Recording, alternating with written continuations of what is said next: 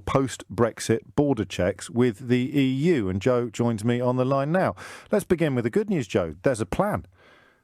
Yes, indeed there is. Although 4 years on from the referendum, it's still looking like it has some holes in it and it's sketchy in places. But yes, there's something.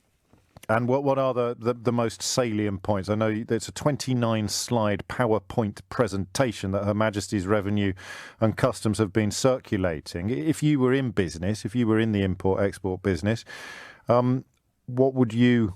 Well, presumably you've spoken to people who are. So what are the most salient points that have emerged? I think the key takeaway is that after Brexit, if you're a UK truck wanting to move to the EU, you'll have to get a reference number from this new IT system called the Goods Vehicle Movement Service. And you'll get that reference by proving that you have filed a customs declaration, which is a new piece of paperwork that's required after Brexit.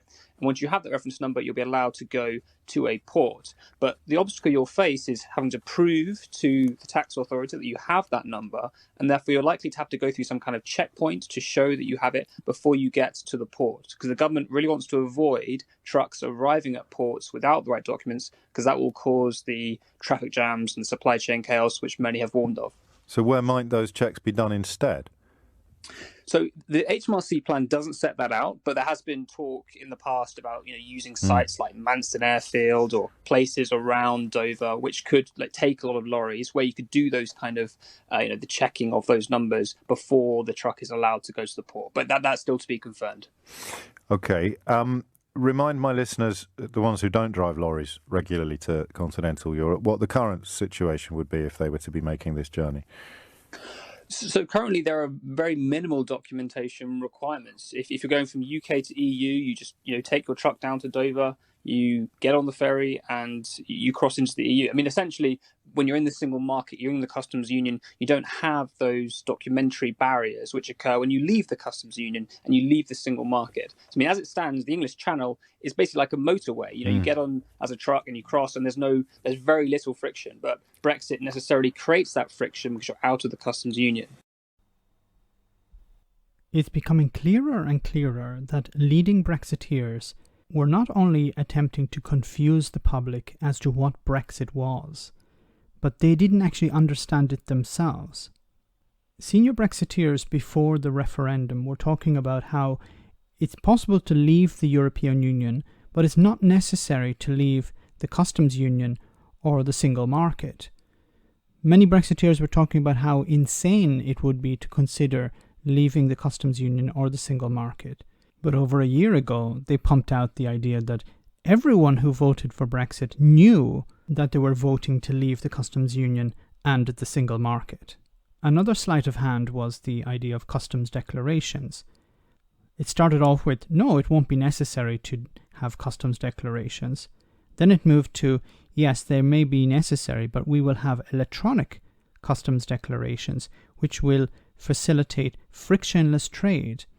Now, Theresa May, when she was Prime Minister, she was pumping the idea that frictionless trade would be maintained after Brexit. Now Boris Johnson is talking about implementing customs declarations, paperwork. Who voted for that? About a year ago, I was doing response videos to Jacob Rees-Mogg when he pushed the idea of an electronic border in Northern Ireland, one that was working perfectly, even though he was incapable of providing a functioning example that was taking place in another country. Now we're not seeing a border between the Republic of Ireland and Northern Ireland, electronic or otherwise. We're actually seeing a border down the Irish Sea between Great Britain and Northern Ireland. And it won't be electronic, it will require paperwork. So once again, something nobody voted for. For many years, Nigel Farage had promoted the idea that the UK would be able to have a Swiss-style trade deal or a Norwegian-style trade deal. Now he's promoting the idea of walking away without a trade deal. So how do Brexiteers who voted for Brexit and for the Brexit Party reconcile the problem here where you have a politician who promised you a particular type of deal and then promised you no deal? I don't understand how anyone can reconcile that. Can you? Let me know in the comments, guys. As always, your comments are greatly appreciated. Thanks a lot. Why not become a Patreon and enjoy access to our Discord server where we share news, chat, and have some fun? If you become a patron, you can also make video suggestions on topics that are important to you. Check it out via the link in the description.